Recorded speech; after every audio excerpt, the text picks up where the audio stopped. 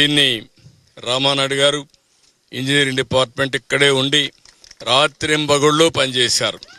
నిద్రాహారాలు మన పనిచేశారు. ఆర్మీ కూడా చేతులు తీసే పరిస్థితికి వచ్చారు. చాలా దిక్కల మేము బ్రీచ్లు క్లోజ్ చేశాం. కానీ ఈ బ్రీచ్ క్లోజ్ చేయడంలో మా దగ్గర తగిన టెక్నాలజీ లేదు. దీనికి ఏం చేయాలన్నా మాకు కూడా మార్గం కనపడలేదన్నప్పుడు ధైర్యం చేసి ముందుకు పోయారు. ఒక్కొక్క బోల్డర్ని మీరు చూస్తే 1 టన్ను బోల్డర్ తీసుకొచ్చారు. ఎక్కడ చూసినా నీళ్లు, బురద, వెహికల్స్ పోలేని పరిస్థితి. ప్రొక్లైన్స్ పెట్టుకున్నారు. ప్రొక్లైన్స్ పెట్టుకుని ఒకవేళ బురదలో కూరకపోతే మళ్ళా బయట తీసుకొచ్చారు. బయట తీసుకొచ్చి ఎక్కడికక్కడ 2-3 రోజులు లోకేష్ కూడా ఇక్కడ రావడం, ఎప్పటికప్పుడు ఆయన కూడా ఇక్కడ వీరు పనిచేయడం, డ్రోన్ పెట్టడం, డ్రోన్తో వచ్చినటువంటి ఇవన్నీ కూడా తీసుకొని ఏ విధంగా చేయాలనో మానిటర్ చేసుకుంటూ ఈయనతో కూడా రామానాయుడు గారితో సమన్వయం చేసుకున్నారు. రామానాయుడు గారు నేను ఒకటే చెప్పాను, ఏదైతే నీళ్లు వస్తున్నాయి ఆ నీళ్లు కట్టడి చేయకపోతే, కింద నుండే నీళ్లు తీసేయలేకపోతే మనం చేసే ఎఫర్ట్స్ అన్నీ కూడా వేస్ట్ అవుతాయి. మనం ఎన్ని ప్రయత్నాలు చేసినా ఏమి చేసినా మనం ముందుకు పోలేమని చెప్పాం. ఈ 2 మార్గాలని చెప్పి ఎప్పటికప్పుడు పనిచేశాం. కిందనంతా కూడా వీళ్ళు చేసిన దుర్మార్గమైన కార్యక్రమం, బుడమేరు మొత్తం కబ్జాలు చేశారు, అక్రమ కట్టడాలు కట్టారు, రిజిస్ట్రేషన్ చేసుకున్నారు. తద్వారా నీళ్లు పోలేని పరిస్థితి వచ్చింది.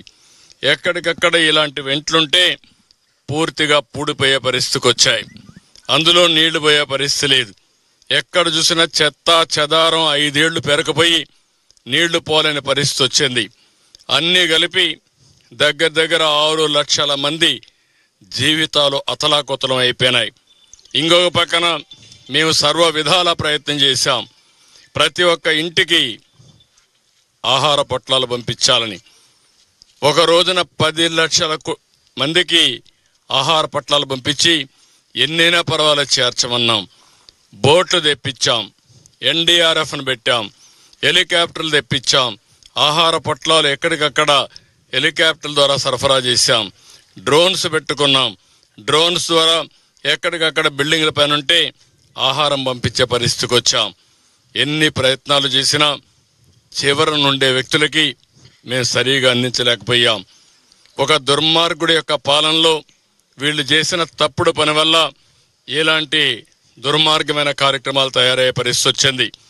మనం నిలబడుకున్నటువంటి ఈ బ్రిడ్జికి కనీసం ఆ పక్క ఈ పక్క దారి 5 సంవత్సరాల్లో వేయలేకపోయారు.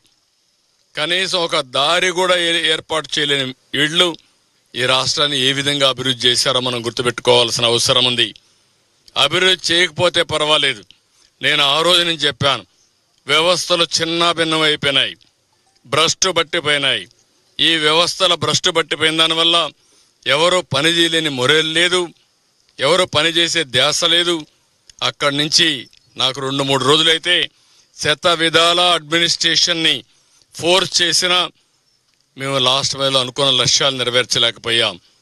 కానీ ఈరోజు అడ్మినిస్ట్రేషన్ కూడా మీరు చూస్తే రాత్రింబగళ్ళు పనిచేశారు, బురదలో తిరిగారు, కష్టపడ్డారు.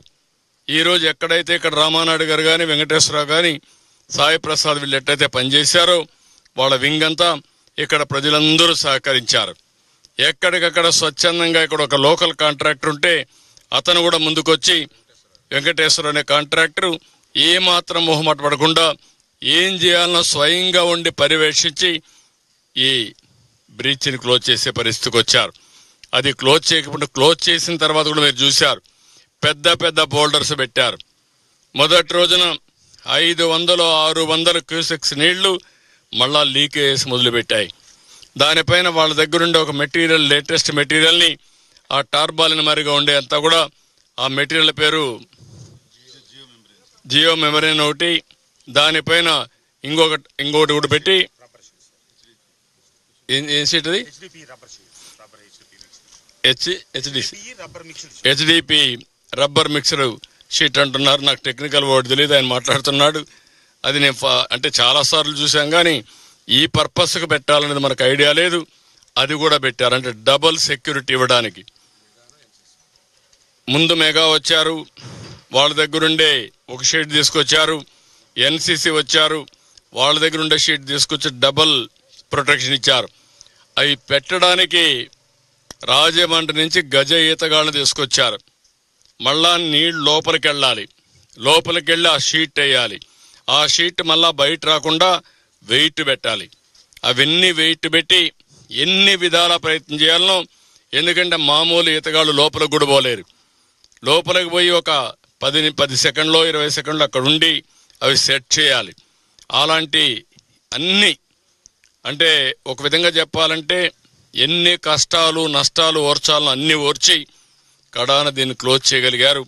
ఇప్పుడు కూడా కొంత లీకేజెస్ ఉన్నాయి, అందుకే ఈరోజు ఆలోచిస్తున్నారు బండ్ వెడల్పు చేస్తూ మధ్యలో మళ్ళా బండ్ ఫామ్ చేయడానికి ఈ ప్యారలల్గా క్లే ఇవన్నీ వేసి కన్సాలిడేట్ చేసి వాటర్ ప్రూఫింగ్ కింద తయారు చేయడం కోసం అది కూడా వర్కౌట్ చేస్తున్నారు. ఒక దుర్మార్గమైన పాలన వల్ల ఎంతమంది నష్టపోయారు, ఎంతమంది కష్టపడుతున్నారు, ఈ పని ఎంత కష్టమైందో ఇది ఒక కేస్ స్టడీ. భవిష్యత్తులో కూడా ప్రతి ఒక్కరూ గుర్తుపెట్టుకోవాల్సిన అవసరం ఉంది. ఈరోజు ఇక్కడ ఉండేవాళ్ళు వచ్చారు, మా ఇండ్లని తడిచిపోయాని. ఒక్కరు కాదు, కొన్ని ఈరోజుతే ఇప్పటికే 1,00,000 కుటుంబాలు ఎన్యూమరేషన్ కూడా చేశాం. అన్ని కుటుంబాలు ఎన్యూమరేట్ చేస్తున్నాం. కడాన అందరిని రమ్మంటున్నాం. రాష్ట్రంలో ఉండే దాతలు, జాతీయ స్థాయిలో ఉండే వ్యక్తులు కూడా ముందుకు వచ్చారు. స్ఫూర్తిదాయకంగా ముందుకొచ్చి వారికి తోచిన విధంగా అన్ని విధాలా సహకరిస్తున్నారు. కొంత